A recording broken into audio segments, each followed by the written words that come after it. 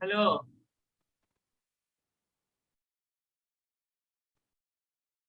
শুরু করছি আজকের ক্লাস। আজকের ক্লাসটা হলো তড়িৎ বলরেখা নিয়ে, ঠিক আছে? এই যে তড়িৎ বলরেখা রয়েছে, এটা কিন্তু খুবই ভাইটাল ভাইটাল একটা ইম্পর্টেন্ট, মানে খুবই ভাইটাল প্লাস ইম্পর্টেন্ট একটা টপিক। এই টপিকটা ছেড়ে কিন্তু এরপরে আর হবেই না। তড়িৎ ক্ষেত্র যতটুকু আছে এখনো পর্যন্ত যেটুকু করেছে সেটা কিচ্ছুই নাই, ঠিক আছে? তো এবার আসছে মেন জিনিসগুলো, ঠিক আছে? তড়িৎ বলরেখা থেকে আগের মানে আগের কিছু দিন আমরা তড়িৎ প্রাবল্য পড়েছিলাম। তড়িৎ প্রাবল্য অবশ্যই ইম্পর্টেন্ট। তারপরে আমাদের যেটা এর থেকে বড় ইম্পর্টেন্ট সেটা হলো তড়িৎ বলরেখা। তো আজকের দিনে আমরা দেখবো হলো তড়িৎ বলরেখা। পুরো পুরো জিনিসটা আমরা দেখবো। পর আমরা পুরো জিনিসটা খুব সুন্দর করে দেখবো, ঠিক আছে? তো আমার তাছাড়া আমরা একটা জিনিস বলে রাখি যে আমার একটা ইউটিউব চ্যানেল রয়েছে ফিজিক্স পাঠশালা বলে। বা আমি যখন এই ভিডিওটা আপলোড করব সেখানে আমি লিংক দিয়ে দেবো। কেউ যদি আমার ভিডিও দেখতে চায় পরপর দেখতে পারে, কারণ আমি প্লে লিস্টে আমি পরপর আমি ভিডিওগুলো আপলোড করে রেখেছি। কিছু ভিডিও নেই, সেইটা যারা অনলাইন ক্লাস করে আমার কাছে তারা টোটাল ভিডিওটার পায়। তো কেউ যদি অনলাইনেও পড়তে চায় তাহলে পরে সেটাও পড়তে পারে। অনলাইনে পড়ার জন্য তাছাড়া আমি টেলিগ্রাম লিংক দিয়ে দেবো, সেখানে আমার সাথে ডিসকাস করে নিতে পারো। শুরু করছি আজকের ক্লাস। এই ক্লাস হলো তড়িৎ বলরেখা নিয়ে। তড়িৎ বলরেখাকে ইংলিশে কি বলা হয়? Electric lines of force. Electric lines of force মানে কি, যে আমরা যে ইলেকট্রিক এই যে ইলেকট্রিক ফিল্ড মানে কি আমাদের তড়িৎ প্রাবল্য। আর ইলেকট্রিক লাইন্স অফ ফোর্স মানে যে কি, যে ফোর্সের জন্য যে লাইন গুলো, ঠিক আছে? যে আমরা এই যে আকর্ষণ বা বিকর্ষণ বলের জন্য যে দায়ী বলছি আমরা, যে কোনো একটা নেগেটিভ চার্জ আর কোনো একটা পজিটিভ চার্জকে যদি রাখি আমরা, রাখলে পরে দেখছি আমি মিডিলে কিচ্ছু নেই। কিন্তু আমরা যদি আমি ধরো একটা চুম্বককেই দিয়ে যদি বলি, চুম্বকের ক্ষেত্রে চুম্বক ক্ষেত্র আছে, ঠিক আছে? তো আমি জাস্ট বোঝানোর জন্য দুটো চুম্বককে যদি আমি রাখি তাহলে পরে সেখানে দেখা যায় যে মানে নর্থ পোল আর সাউথ পোল যদি রাখি তাহলে পরস্পরকে দেখা যায় যে আকর্ষণ করতে। কিসের জন্য এটা দেখা যায়? বা কিসের জন্য যে মিডিলে কিচ্ছু নেই আমি, তাও দেখছি যে একটা আকর্ষণ বা বিকর্ষণ বল, যে হ্যাঁ একটা কোনো জিনিস সরে যাচ্ছে আর একটা কোনো জিনিস কাছে চলে আসছে। আমরা কিন্তু বাস্তবে কখনো কিন্তু মানে এটাও অবশ্যই বাস্তব, ঠিক আছে? কিন্তু এই ধরনের দেখো, এর আগে আমরা এই ধরনের জিনিস আমরা কখনো দেখিনি যে আমরা কোনো জিনিসকে টাচ করছি না তারপরেও কোনো জিনিস সরছে নড়ছে, ঠিক আছে? তো এইগুলো কিন্তু ফার্স্ট দেখা যায়। তো এর পেছনে কিসের জন্য কারণ? দেখো, প্রত্যেকটা জিনিস ফিজিক্সে তোমাকে মাথায় রাখতে হবে, প্রত্যেকটা জিনিস আগে দেখা হয়েছে বা কখনো কোনো কিছু ডিমান্ডের জন্য। ডিমান্ড কিরকম? যেমন এখন যেমন ধরো একটা টাইম যেমন ল্যাপটপ তৈরি হয়েছে, তারপরে এসে অ্যান্ড্রয়েড, ঠিক আছে? ল্যাপটপে মাইক্রোসফট ইউজ করা হয়, আর এসে কিন্তু অ্যান্ড্রয়েড ভার্সন তৈরি করা হয়। কিন্তু এখন একটা নতুন জিনিস আসে যে ট্যাবলেট, ঠিক আছে?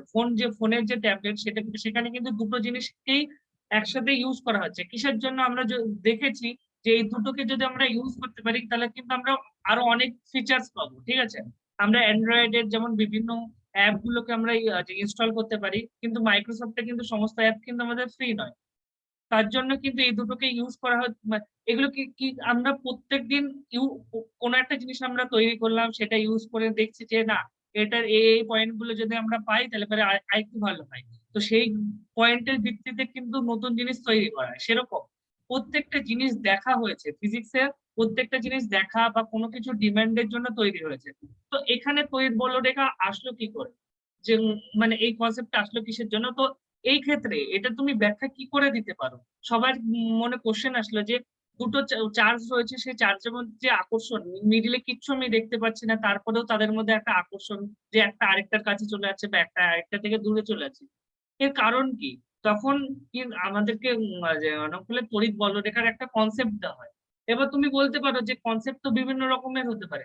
প্রত্যেকটা জিনিস কিন্তু একটা কনসেপ্ট, ঠিক আছে? ফিজিক্সে বিভিন্ন ভেবো না যে এটাই সত্যি, এটাই একদম চরমতম, ঠিক আছে?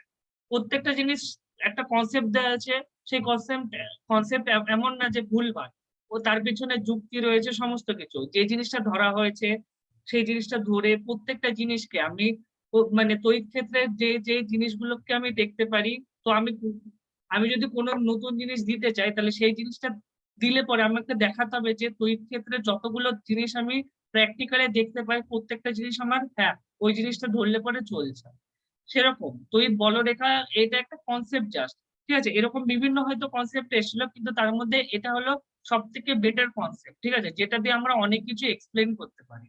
তো তড়িৎ বলরেখার কনসেপ্টটা কি, যে যে দুটো চার্জের মধ্যে যে আকর্ষণ বা বিকর্ষণ হচ্ছে, এর মধ্যে দায়ী কে রয়েছে, আমি বলছি যে সুতোর মতো কিছু মানে রেখা থাকে, যে রেখাগুলো কি হয় কাল্পনিক। আসলে কিন্তু সেগুলো বাস্তব নয়, সেগুলো হলো কাল্পনিক একটা চিন্তাধারা, যে এরকম তাদের মধ্যে থেকে এরকম কিছু সুতো বেরোয়, ঠিক আছে, মানে খুবই ছোট ছোট, খুবই সূক্ষ্ম, ঠিক আছে, যে সুতোগুলো একে অপরকে আকর্ষণ করে। আবার সেই সুতোগুলো মানে ওই সুতোগুলোর দ্বারাই কোনো জিনিসকে এভাবে ধরো, মানে নেগেটিভ চার্জ হলে একটা পজিটিভ চার্জ থেকে যদি এই সুতোগুলো বেরিয়ে নেগেটিভ চার্জকে সেটা মানে বল দিয়ে তার নিজের দিকে টানছে। আবার যদি পজিটিভ আর পজিটিভ হয়, তাহলে পরে কি হয়, এর থেকে যে সুতো বেরোচ্ছে আর এর থেকেও যে সুতো বেরোচ্ছে একই প্রকৃতির হয়, কি হয়, একে অপরকে বিকর্ষণ করছে বা একে অপরকে ঠেলছে, ঠিক আছে। তো এটা একটা কাল্পনিক চিন্তাধারা। তো আমরা নেক্সট, দাঁড়াও, আসছি। দেখো এখানে কি বলেছে, যে ফার্স্ট আমরা দেখছি কি বলেছে, ওই পেজটাকেই আমি কিন্তু এই পেজটাকেই দেখো, এই পেজটার এইটুকু অংশকেই আমি কিন্তু নিয়ে এসেছি। তো এই পেজটাতে কি বলা হয়েছে, যে তড়িৎ ক্ষেত্রের প্রতিটি বিন্দুতে একটি তড়িৎ প্রাবল্য ক্রিয়া করে। এই প্রাবল্যের একটি নির্দিষ্ট মান ও অভিমুখ আছে, কিন্তু বিভিন্ন বিন্দুতে এই প্রাবল্যের মান ও অভিমুখ বিভিন্ন। তাই যে এই যে ধরো এই বিন্দুতে একটা প্রাবল্য থাকবে, প্রাবল্যের মান ধরো এই বিন্দু আর এই বিন্দুর মধ্যে একটা বার করছে, তাহলে এই একটা প্রাবল্যের অভিমুখ আর মান একটা নির্দিষ্ট।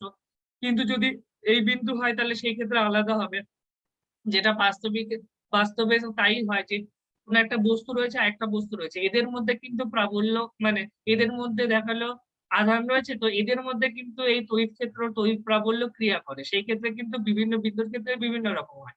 আমরা জাস্ট কোনো জিনিসটাকে কিন্তু বার করে নিয়ে আসি, এভাবে কিন্তু বাস্তবে সম্ভব নয়। তাই কি বলেছে, যে বিভিন্ন বিন্দুতে এই প্রাবল্যের মান যে বিভিন্ন হয়। একটি মুক্ত ধনাত্মক আধানকে এই ক্ষেত্রের কোনো বিন্দুতে রাখা হলে সেই আধান একটি বল অনুভব করবে। তাই এগুলো আমরা জানি, এবং এই বলের প্রভাবে আধানটি চলতে থাকবে। কোনো তড়িৎ ক্ষেত্রে একটি বিচ্ছিন্ন ধনাত্মক বিন্দু আধান রাখলে আধানটির উপর তো যে বল ক্রিয়া করে তড়িৎ বলরেখার স্পর্শ বরাবর, অর্থাৎ তড়িৎ বলরেখা যে কোনো বিন্দুতে অঙ্কিত স্পর্শক ওই বিন্দুতে ক্ষেত্র প্রবলের অভিমুখ নির্দেশ করে। বলরেখার চিত্রের তীর চিহ্নের সাহায্যে ওই দিক নির্দেশ করা হয়েছে। মনে রাখতে হবে বলরেখার কোনো বাস্তব অস্তিত্ব নেই। আমি পুরোটা জাস্ট আমি রিডিংটা পড়ে নিচ্ছি, তারপর আমি প্রত্যেকটা জিনিস বোঝাচ্ছি।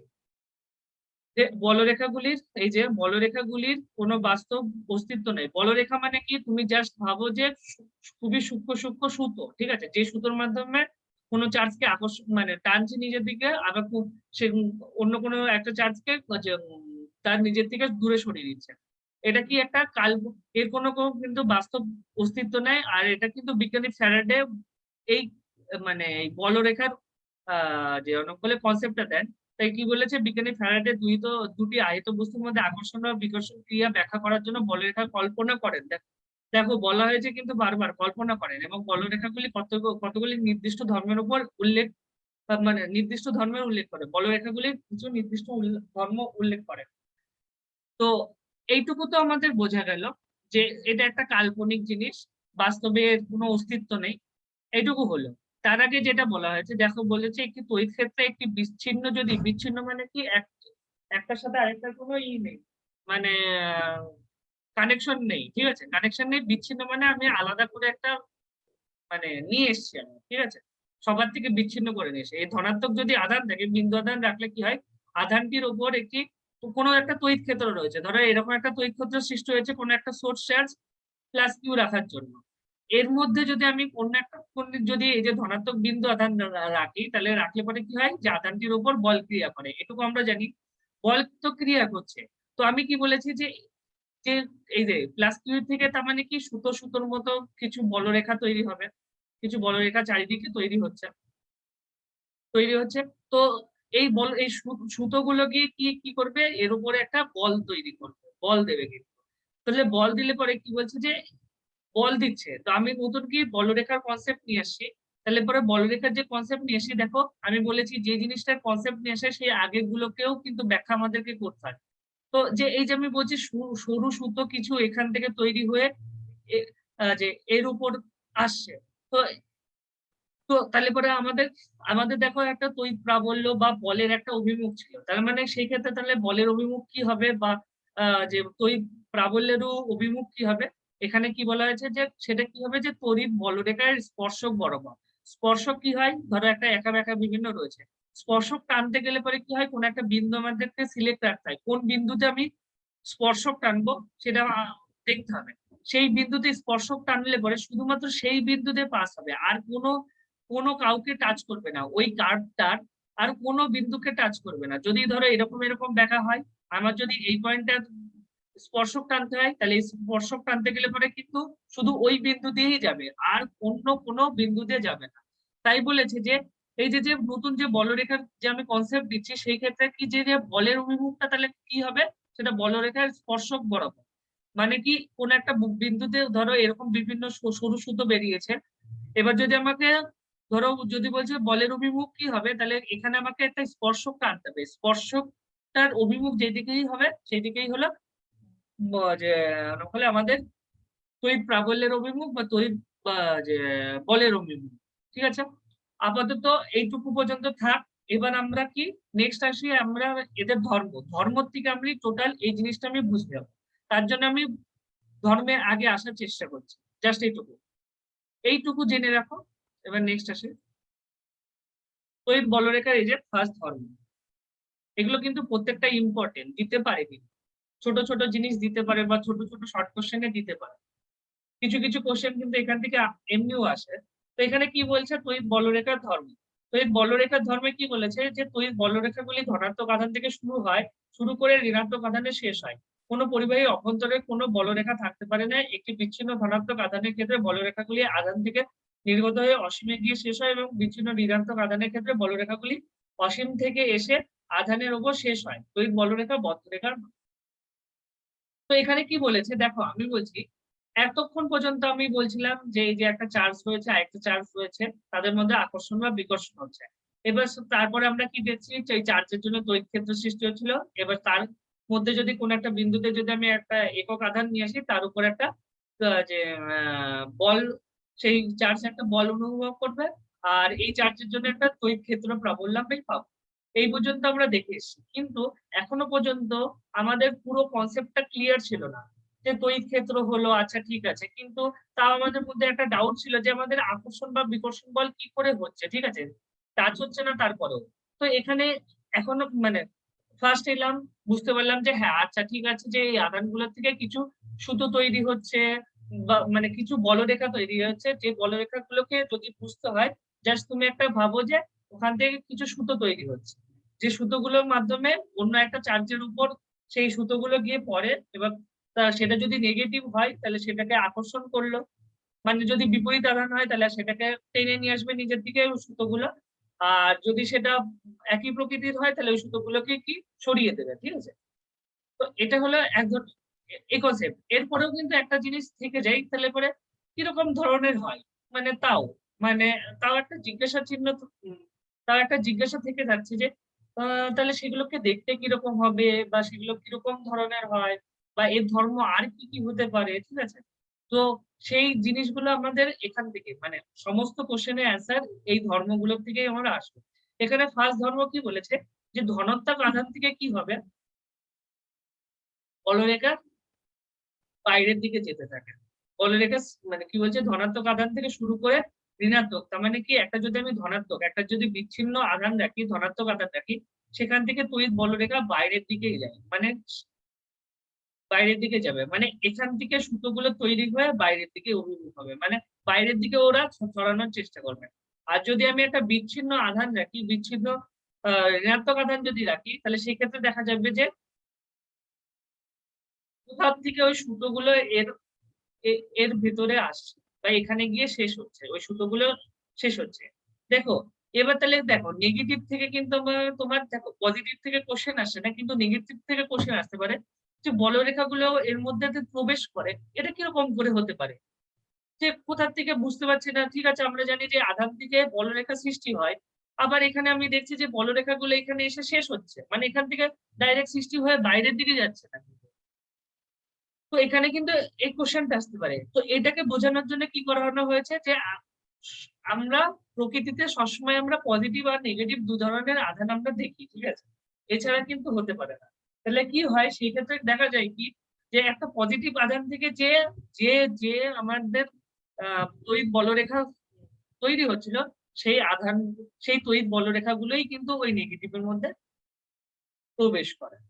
তাহলে দেখো পুরো কনসেপ্টটা ক্লিয়ার হয়ে গেল যে নেগেটিভের মধ্যে বলরেখা কি করে আসছে, কোথা থেকে আসছে। এটা পজিটিভ থেকে, মানে তুমি যদি একটা নেগেটিভকে নিয়ে যদি করো পরীক্ষা করো তাহলে দেখবে যে বলরেখাগুলো ভিতরের দিকে আসছে, ঠিক আছে?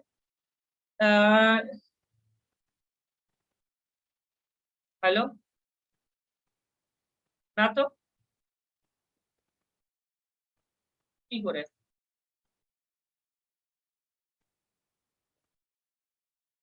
আচ্ছা ঠিক আছে। তো নেগেটিভে দেখো যদি মানে পরীক্ষা করো তাহলে দেখবে যে হ্যাঁ বলরেখাগুলো ভেতরের দিকে আসছে।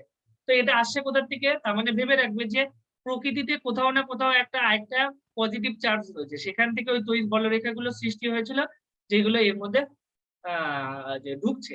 তাছাড়া দেখবে আমরা তড়িৎ প্রাবল্যতে বা তড়িৎ ক্ষেত্রে একটা জিনিস পড়েছিলাম যে এটা কল্পনা করা হয় যে তড়িৎ ক্ষেত্র অসীম পর্যন্ত বিস্তৃত হবে। তার মানে মোটামুটি ধরে রাখতে পারো অসীম পর্যন্ত বিস্তৃত না হলেও যে একটা পজিটিভ চার্জ রাখলে পরে তার এই যে বলরেখাগুলো তৈরি হচ্ছে বা তড়িৎ ক্ষেত্র সৃষ্টি হচ্ছে কিসের জন্য, এই বলরেখার জন্য। যে সুতোগুলো চারিদিকে ছড়াচ্ছে, যত দূর পর্যন্ত ছড়াবে সেটাই হলো তার ক্ষেত্র, তার অঞ্চল। কারোর যদি ওই বলরেখাগুলো অল্প দূর পর্যন্ত, মানে সুতোগুলো যদি অল্প দূর পর্যন্ত বিস্তৃত থাকে তাহলে কিন্তু ছোট অঞ্চল হয়ে গেল, আর যদি অনেক দূর পর্যন্ত যায় তাহলে পরে সেটা অনেক বড় হলো। তাহলে এই ক্ষেত্রে কি হচ্ছে, নেগেটিভ রাখলে পরে কোথাও একটা পজিটিভ চার্জ আছে তার বলরেখাগুলো এর মধ্যে প্রবেশ করছে, ঠিক আছে? আর এদের কিন্তু রেঞ্জ অসীম পর্যন্ত না হলেও একটা ম্যাক্সিমাম মোটামুটি অনেকটা ডিস্টেন্স পর্যন্তই থাকে। তো এখানে একটা জিনিস বলেছে যে বলরেখা কিন্তু আমি বলছি যে কোন একটা চার্জ থেকে শুরু হচ্ছে, ঠিক আছে? শুরু হচ্ছে তার মানে কি আমি এটাও কিন্তু কল্পনায় আসতে পারে। তার মানে শুরু কিরকম ভাবে হতে পারে যে আধান, মানে একটা আধান রয়েছে, মানে আধান না ঠিক, আমরা বাস্তবে কি হয় আধান গুলো কোন কার মধ্যে থাকে, একটা বস্তুর মধ্যে থাকে। তার মানে বস্তুর মধ্যে যদি আধান থাকে তাহলে আমার মধ্যে এটা আসতে পারে, ভাবনা আসতে পারে আচ্ছা তার মানে কি যে এর থেকে যে সুতোগুলো বেরোচ্ছে সেই সুতোগুলো কি এর মধ্যেই কি, মানে ওই বস্তুটার মধ্যেই কি পর্যন্তই থাকবে না? এখানে কিন্তু বলে দেওয়া হয়েছে যদিও, ঠিক আছে, তাই হয়তো তোমার এখনো আসতে পারে যে না এখন তো একটু আগে কিন্তু বলে দেওয়া হলো। কিন্তু তার আগে আমি তো ধর্ম দেখতে চাইছি, কোনো জিনিসকে একদম মানে কোনো জিনিস নতুন তৈরি করতে গেলে পরে কিন্তু তার সম্পর্কে আমি কিছু জানি না, ঠিক আছে? তো আমি তাকে দেখতে গেলে পরে কি আছে, তো আমার মধ্যে এই একটা ভাবনা আসতে পারে যে যে সূত্রগুলো তৈরি হচ্ছে সেই সূত্রগুলো কি ওই বস্তুর মধ্যে কি থাকবে, মানে বস্তুর মধ্যেই কি আবদ্ধ থাকবে? না, এখানে কিন্তু না। এখানে কিন্তু প্লাস আবদ্ধ আরেক ধরনের হতে পারে যে যে সুতোগুলো পজিটিভ থেকে বেরোচ্ছিল সেগুলো কি বেরিয়ে কি আবার কিন্তু পজিটিভের মধ্যে চলে আসবে, এখানের অ্যান্সার। এবার এই কোশ্চেনের অ্যান্সার কে দেবে যে না, যে এই যে বলরেখাগুলো তৈরি হচ্ছে সেটা কিন্তু কোনো বদ্ধ, মানে তো এই বলরেখা কিন্তু বদ্ধ রেখা নয়। বদ্ধ রেখা হলে পরে কি হবে, যার থেকে সৃষ্টি হয়েছিল তার মধ্যেই কিন্তু শেষ হতো, যেখান থেকে শুরু হয়েছিল সেখান থেকে শেষ হতো বা তার মধ্যেই কিন্তু আবদ্ধ থাকতো। কিন্তু এই ক্ষেত্রে কি হয়, একটার থেকে শুরু হয় আর আরেকটা গিয়ে গিয়ে আরেকটাতে গিয়ে শেষ হয়। পজিটিভ আধান থেকে, মানে তুমি যদি একটা পজিটিভ আধান দেখো সেখান থেকে তো এই মানে বলরেখা সৃষ্টি হয়ে বাইরের দিকে যাচ্ছে, কিন্তু এটা কখনো কিন্তু এই পজিটিভে এসে শেষ হবে না। সে কিন্তু এই প্রকৃতিতে থাকা কোনো নেগেটিভে সেই গিয়ে শেষ হয়। তাই কি বলেছে এই দেখো, একটি বিচ্ছিন্ন ধনাত্মক আধানের ক্ষেত্রে বলরেখাগুলি আধান থেকে নির্গত হয়ে অসীমে গিয়ে শেষ হয় এবং বিচ্ছিন্ন ঋণাত্মক আধানের ক্ষেত্রে বলরেখাগুলি অসীম থেকে এসে আধানের উপর শেষ হয়। তাই বলছে কি তড়িৎ বলরেখা বদ্ধ রেখা নয়।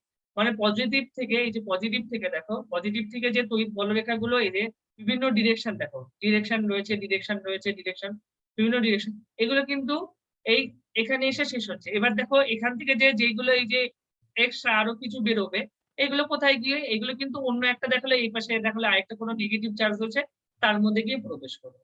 এরকম ভাবেই হয় যে এইগুলো নিজে, মানে কোন একটা আধানেই শুরু হয়ে সেই আধানেই শেষ হয় না। তার জন্য তাই এটা কিন্তু একটা শর্ট কোশ্চেন দিতে পারে, তড়িৎ বলরেখা কি বদ্ধ রেখা, বা ব্যাখ্যা করো, ঠিক আছে? এটা কিন্তু এই পয়েন্ট থেকে কিন্তু ব্যাখ্যা করতে হতে পারে বা এই ছবিটা কিন্তু আঁকতে হতে পারে। এবার দেখো যেটা একটু আগে বলছিলাম, দেখো এই যে প্রত্যেকটা দেখো ডিরেকশন, দেখো একটা লাল কালি দিয়ে একটা দেখো ডিরেকশন দেওয়া আছে। এই ডিরেকশন গুলো কিসের জন্য দেওয়া রয়েছে? যদি আমি বার করতে চাই, ধরো এই যে এই বিন্দুতে যদি বার করতে চাই যে যে এই পজিটিভ আধান আর নেগেটিভ আধানের মধ্যে যে বল কত বা বল কত, বল আমরা ধরো কুলম্ব ফোর্সের থেকে বার করে নিলাম, কিন্তু অভিমুখ অভিমুখ যদি আমি বলরেখার সাহায্যে প্রকাশ করতে চাই তাহলে মানে কি করে আমি বার করব? এই যে ধরো এই সরলরেখা, এদের মধ্যে মধ্যবর্তী দূরত্ব এই সরলরেখা বরাবর, তাহলে এখানে কিন্তু কোন একটা বিন্দু আমি ধরে নিলাম, স্পর্শক টানলাম, স্পর্শক টানলে পরে দেখা যাবে যে হ্যাঁ এই বরাবর একটা সমান্তরাল সরলরেখা হবে। তাহলে হয়ে যাচ্ছে। দেখো তাহলে পরে কি বলেরও অভিমুখ আমি বলরেখা থেকে পাচ্ছি যে একটা বলরেখা আমাকে ফার্স্ট আমাদেরকে একটা বলরেখা সিলেক্ট করতে হবে, সেটা যেরকম এরকম প্যাঁচানো হোক, এরকমও হোক, বলরেখা আগে আমাদেরকে সিলেক্ট করতে হবে।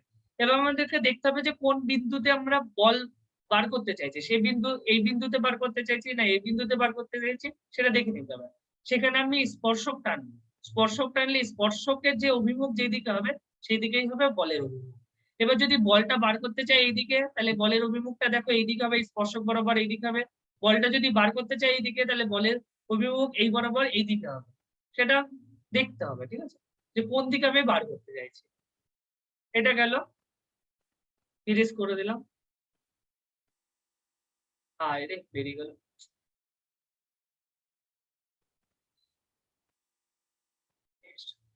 আরেকটা যেটা রয়েছে দেখো,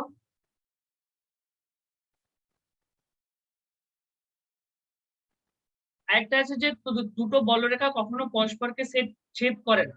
ছেদ করে না কিসের জন্য? আমরা কি জানি? তো তার মানে বলরেখা কি কাকে প্রকাশ করছে? দেখো বলরেখাতে যদি আমরা একটা স্পর্শক টানি, স্পর্শক টানলে পরে সে কিন্তু একটা বলের অভিমুখ দিচ্ছে, বলের অভিমুখ দেয়, নাই আমাদেরকে কি দেয়? বলের অভিমুখ দেওয়াই মানে তড়িৎ প্রাবল্যের অভিমুখ দেওয়া। তো প্রাবল্যের অভিমুখ যখনই দেবে তার মানে এটা একটা ভেক্টরের মতো কাজ করছে।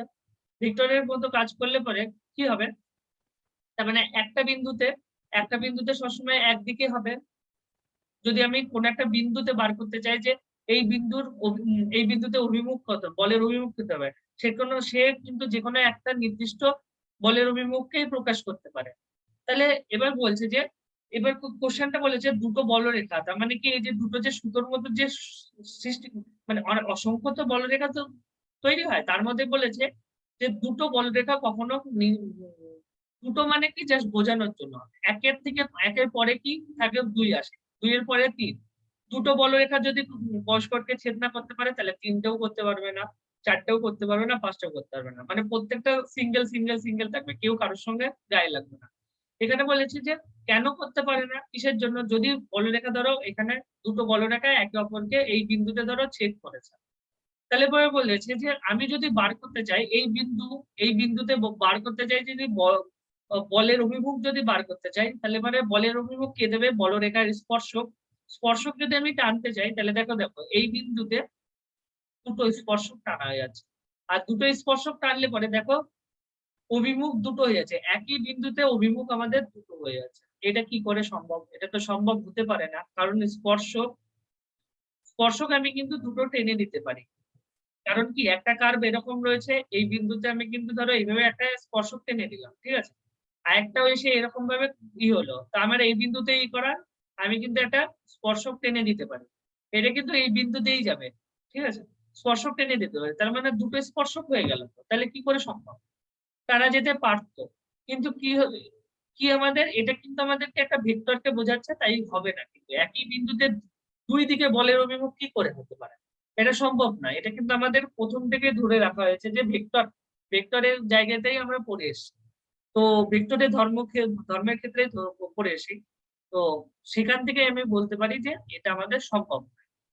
তাই এবার আমি কারণটা বলি যে কারণ বলরেখা দুটি একটি বিন্দুতে ছেদ করলে ছেদ বিন্দুর মধ্য দিয়ে দুটি বলরেখার জন্য ভিন্ন দিকে দুটি স্পর্শক টানা যেতে পারত। সেক্ষেত্রে তড়িৎ ক্ষেত্রে কিন্তু কি বলেছে, কোনো বিন্দুতে তড়িৎ প্রাবল্যের দুটি দিক থাকতো।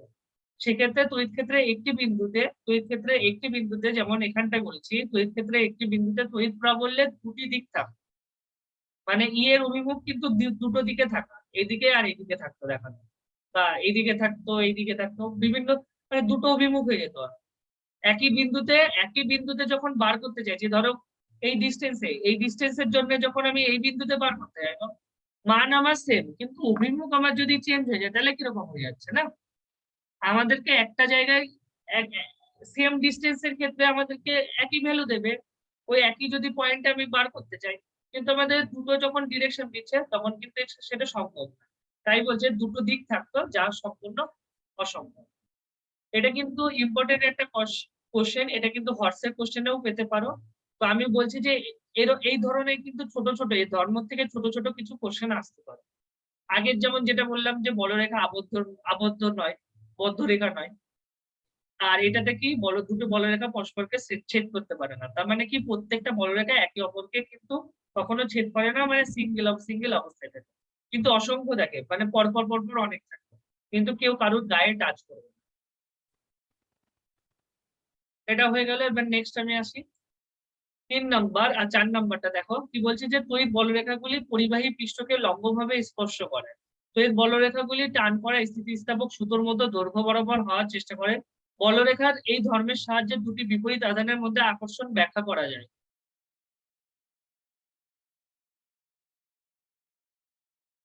তো তড়িৎ বলরেখাগুলি কি করছে, যে পরিবাহী পৃষ্ঠকে লম্বভাবে স্পর্শ করে। তার মানে কি, ধরো এই যে আমি বলছি একটা পরিবাহী থাকলো, এই পরিবাহীতে প্লাস কিউ চার্জ রয়েছে, আর একটা পরিবাহী রয়েছে, এখান থেকে যে ধরো এটা প্লাস চার্জ আর এটা মাইনাস চার্জ, তো এটার জন্য যে তড়িৎ বলরেখা সৃষ্টি হবে, সৃষ্টি করলে পরে এই পরিবাহীতে যখন ঢুকবে, পজিটিভ থেকে নেগেটিভে ঢুকে বলরেখা, ঢুকলে পরে কি বলছে যে এই ঢোকাটা কিরকম হবে, তড়িৎ বলরেখা যখনই একে স্পর্শ করবে তখন লম্ব ভাবে স্পর্শ করবে। মানে যদি এখানে আঁকি আমি একটা, এই যে একটা তল আঁকলাম, তল আঁকলে পরে ধরো এই বলরেখাটা ঢুকবে কি রকম করে, 90 ডিগ্রি আকারে, যদিও হলো না এরকম ভাবে।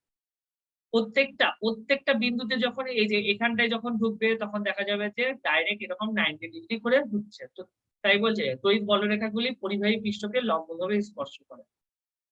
আরেকটা কি বলেছে দেখো, যেটা আমি বলছিলাম, বলরেখাগুলোকে কিভাবে ধরতে হবে, যে তড়িৎ বলরেখাগুলি টান করা স্থিতিস্থাপক সুতোর মতো দৈর্ঘ্য বরাবর হওয়ার চেষ্টা করে। স্থিতিস্থাপক কথার অর্থ কি, মানে কি, একটা রাবার, যেমন একটা রাবার থাকে না, বা আমরা ওই যে গার্ডার বলি যেটা, সেটা কিন্তু একটা স্থিতিস্থাপক। বড় করলাম, ছেড়ে দিলাম, আগের অবস্থায় ফিরে আসলো। তো বলরেখাগুলোও সেরকম, যে এটা কিন্তু একটা স্থিতিস্থাপক সুতোর মতো, যে কখনো সংকোচনও হতে পারে, সংকোচন হলে পরেও ঠিক আছে, সেটা আবার মানে ধরো বিকর্ষণ হচ্ছে, বিকর্ষণ হলে পরে কি এই বলরেখাগুলো সংকোচন হয়ে যাবে, ঠিক আছে। আবার যখন আকর্ষণ হবে বা আকর্ষণও যখন হবে তখন কিন্তু মানে এরকম সংকোচন প্রসারণ হবে, কিন্তু এইগুলোর কি যেটুকু দৈর্ঘ্য থাকবে সেই পর্যন্ত। মানে ধরো ধরো আমি বলছি এরকম একটা আধান তুমি নিয়ে আসলে, আর একটা আধান তুমি নিয়ে আসলে, এদের মধ্যে আকর্ষণ বা বিকর্ষণের জন্য দেখা যাবে যে হ্যাঁ বলরেখাগুলো সংকোচন আর প্রসারণ হচ্ছে, কিন্তু যখন আমি এই সেকেন্ড আধানকে সরিয়ে দেবো, তখন যে বলরেখাগুলির যে দৈর্ঘ্য ছিল, যতটা এরিয়া পর্যন্ত বিস্তৃত ছিল সেই এরিয়া পর্যন্তই বিস্তৃত হয়ে যাবে। তাই বলছে যে বলরেখাগুলি টান করা স্থিতিস্থাপক সুতোর মতো দৈর্ঘ্য বরাবর হওয়ার চেষ্টা করে। বলরেখার এই ধর্মের সাহায্যে দুটি বিপরীত আধানের মধ্যে আকর্ষণ ব্যাখ্যা করা যায়। কি করে বোঝা যাচ্ছে দেখো, স্থিতিস্থাপক সুতোর মধ্যে যদি দৈর্ঘ্য বরাবর হওয়ার চেষ্টা করে, মানে দৈর্ঘ্য বরাবর মানে এরকম, দৈর্ঘ্য বরাবর মানে এরকম হওয়ার চেষ্টা করে, দৈর্ঘ্য উচ্চতা বরাবর এরকম হয়নি। দৈর্ঘ্য বরাবর কি হবে, স্থিতিস্থাপক যখনই হবে তার মানে কি দৈর্ঘ্য বরাবর কি হতে পারে, সংকোচন হতে পারে, প্রসারণ হতে পারে। মানে সংকোচন হোক বা প্রসারণ হোক, কিন্তু তাও সে তার আগের জায়গায় হবে। তাহলে হলে পরেই কি হবে, তার মানে বোঝা যাচ্ছে যে দেখো এখান থেকে যে বলরেখাগুলি যাচ্ছে তার মানে কি দৈর্ঘ্য বরাবর, এর দৈর্ঘ্য বরাবর যদি মানে সংকোচন প্রসারণ হয়, তাহলে পরে দেখো এই জিনিসটা এই বরাবর টানবে, বা বিকর্ষণ করবে। তাহলে বিকর্ষণ করলে পরে কি এর কাছাকাছি আসবে বা এর থেকে দূরে যাবে। তার মানে বোঝা যাচ্ছে কিসের জন্য, যে আমি যে জিনিসটা ধরেছিলাম, আমি যে জিনিসটা ধরেছিলাম যে বলরেখাগুলিকে দেখো ধরেছিলাম, দেখো সে প্রত্যেকটা জিনিসকে স্যাটিসফাই করে যাচ্ছে। দেখো আগের চ্যাপ্টারটা আমরা বলছিলাম যে পজিটিভ নেগেটিভ এর মধ্যে আকর্ষণ হচ্ছে, সেটা কি করে হচ্ছে, এই বলরেখার কিন্তু এই ধর্মটা ধরার জন্য, যে স্থিতিস্থাপক সুতো সেটা আবার কি দৈর্ঘ্য বরাবর হওয়ার জন্য, ঠিক আছে। তো এই জিনিসটা আবার দেখবো আমরা একটু ভালো ভাষায় দেখবো আমরা। কিন্তু কারণটা কিন্তু এখানেই বলে দিচ্ছি যে দৈর্ঘ্য বরাবর সংকোচন প্রসারণ হয় বলে এই আগের মানে কি হয়েছে কোন জিনিসকে আকর্ষণ করতে পারে বা বিকর্ষণ করতে পারে। তারপরে এবার নেক্সট আমি চলে যাই। নেক্সট আছে কি ৫ নাম্বার যে পয়েন্ট রয়েছে ৫ নাম্বার কি বলছে তড়িৎ বলরেখাগুলি পরস্পরকে পাশের দিকে অর্থাৎ দৈর্ঘ্যের লম্ব দিকে বিকর্ষণ করে। এই ধর্মের সাহায্যে দুটি সমাধানের মধ্যে বিকর্ষণ ব্যাখ্যা করা যায়। কিছুই নাই দেখো পরিবাহী পৃষ্ঠকে কি করে পরিবাহী পৃষ্ঠকে লম্বভাবে স্পর্শ করে। আর দেখো আর এই যে বলরেখাগুলো আসছে সেটা কি হয় দৈর্ঘ্য বরাবর সংকোচন হয়, কখনো ছোট হয়, কখনো ছোট হচ্ছে, কখনো বড় হচ্ছে। ঠিক আছে? দৈর্ঘ্য বরাবর। তাহলে এখানে আরেকটা দেখো কথা বলেছে এটা শুনে কিন্তু ঘাবড়িও না যে তড়িৎ বলরেখাগুলি পরস্পরকে পাশের দিকে অর্থাৎ দৈর্ঘ্যের লম্ব দিকেও বিকর্ষণ করে। তাই তো করবে। বিকর্ষণ যদি করতে হয় কোন জিনিসকে যদি এইভাবে সরাতে হয় তাহলে দেখো কোন জিনিস এইভাবে সংকোচন প্রসারণ হচ্ছে দেখো এইভাবে সংকোচন প্রসারণ হচ্ছে কিন্তু পরিবাহী পৃষ্ঠকে কিভাবে ঠেলছে লম্বভাবে ঠেলবে না ডাইরেক্ট দেখো এইভাবে দেখো কোন জিনিস এই পেনটা যদি এটার সাথে দেখো লম্বভাবে করেছে লম্বভাবে যে ক্রিয়া করছে এটা ছোট বড় হচ্ছে এটা ছোট বড় হচ্ছে কিন্তু জিনিসটাকে কিন্তু লম্বভাবে এইভাবে দেখো সরাচ্ছে না। এই যে এই সুতোটা এটাকে এইভাবে সরাবে লম্বভাবে এই দেখো দূরে সরাচ্ছে আবার লম্বভাবেই কাছে আনবে। তাই বলেছে এই ভাষাটার মানেটাই এটা। তো এই ধর্মের সাহায্যে দুটি সমাধানের মধ্যে বিকর্ষণ করা ব্যাখ্যা করা যায়। বোঝা গেল? এবার বলছে যে প্রত্যেক তড়িৎ বলরেখার দু প্রান্তে সমান কিন্তু বিপরীত আধান থাকে। বলরেখার দু প্রান্তে সমান তার মানে কি এ দেখো কিছুই না মানে কি হচ্ছে সেই বদ্ধরেখার থেকেই বদলে যেতে পারে। যদি কোথা থেকে বলরেখা সৃষ্টি হয় তার মানে বুঝতে হবে যে সেই বলরেখা কোথাও দিয়ে সৃষ্টি শেষ হবে। তাই কি বলছে প্রত্যেক তড়িৎ বলরেখার দু প্রান্তে সমান কিন্তু বিপরীত আধান থাকে। মানে কি যদি এই তড়িৎ মানে এই যদি বলরেখা তৈরি হয় তার মানে কি এর কোথাও শুরু আছে আর এর কোথাও শেষ আছে। তার জন্য কি বলছে এই বলরেখার এক প্রান্তে এক ধরনের চার্জ আরেক প্রান্তে আরেক ধরনের চার্জ তাই কি বলছে যে বিপরীত আধান থাকে। এবার বলছে যে ৫ ৬ গেল ৭ নাম্বার একই পরিবাহীতে কোনো তড়িৎ বলরেখায় শুরু ও শেষ হয় না। এ থেকে সিদ্ধান্ত করা যায় কোনো ফাঁপা পরিবাহী অভ্যন্তরে কোনো বলরেখা থাকে না। ঠিক আছে বোঝা গেল ফাঁপা পরিবাহীর ক্ষেত্রে কি হয় যে যে আধান ফাঁপা পরিবাহীর ক্ষেত্রে আধানগুলো কি হয় পরিবাহী পৃষ্ঠে চলে আসে। পরিবাহী পৃষ্ঠে যখন চলে আসবে ফাঁপা ক্ষেত্রে হোক বা গোলকের ক্ষেত্রে হোক দুটোর ক্ষেত্রেই কিন্তু গোলকের ক্ষেত্রেই হোক দুটোর ক্ষেত্রে কিন্তু কি আধান কি হয় যখন আহিত করা হয় পরিবাহী পৃষ্ঠে চলে আসে। এই ক্ষেত্রে যে তড়িৎ ক্ষেত্র প্রবল্য বা যে বলরেখা সৃষ্টি হবে সেই বলরেখা কি বলেছে ফাঁপা হলেও ফাঁপার কথাটা কিসের জন্য বলেছে ফাঁপা মানে কি ও ভিতরে কিছু রাখতে পারে রাখতে মানে রাখার মতো ক্ষমতা রয়েছে। তাও বলেছে যে ফাঁপা হলেও তার মধ্যে কিন্তু কখনো বলরেখা আবদ্ধ থাকতে পারে না। কি কারণ কি বলরেখা এক জায়গা থেকে সৃষ্টি হয় যদি এর মধ্যে পজিটিভ আধান থাকে পজিটিভ আধান থেকে এই ফাঁপার ক্ষেত্রে তাহলে সেখান থেকে শুরু হবে শুরু হবে। আর যদি অন্য একটা ফাঁপা থাকে তার মধ্যে কিন্তু এসে শেষ হবে। তো একই জায়গা থেকে শুরু হয়ে নিয়ে একই জায়গায় শেষ হতে পারে। তাই ফাঁপা হলেও তাই বলেছে যে পরিবাহীতে বলছে এই দেখো একই পরিবাহীতে কোনো বলরেখা শুরু ও শেষ হয় না। এবার এইটাও বোঝা গেল। এবার শেষ আমাদের যে ধর্মটা আছে সেটা আমরা দেখি। শেষ ধর্মটা এটা কি আছে তড়িৎ ক্ষেত্রে বলরেখাগুলি সন্নিবিষ্ট হলে সেখানে তড়িৎ প্রাবল্য বৃদ্ধি পায় এবং বলরেখাগুলি ঘনত্ব কম হলে তড়িৎ প্রাবল্য হ্রাস পায়। তুমি একটা জিনিস বলো ধরো আমি একটা এইটুকু যে এলাকা আমি চিহ্নিত করে দিলাম ঠিক আছে আমি বুঝতে চাই যে তড়িৎ প্রাবল্য তড়িৎ প্রাবল্য এখানে বেশি না কম তড়িৎ প্রাবল্যকে বোঝার জন্য আমি কি বলেছি বলরেখাগুলো আসবে। তাহলে তুমি ভাবো এটার মধ্যে যত বলরেখা প্রবেশ করবে যত বলরেখা বেশি প্রবেশ করবে তার মানে তার তড়িৎ প্রাবল্য তত বেশি নয়। কিসের জন্য এটা বলছি বলো?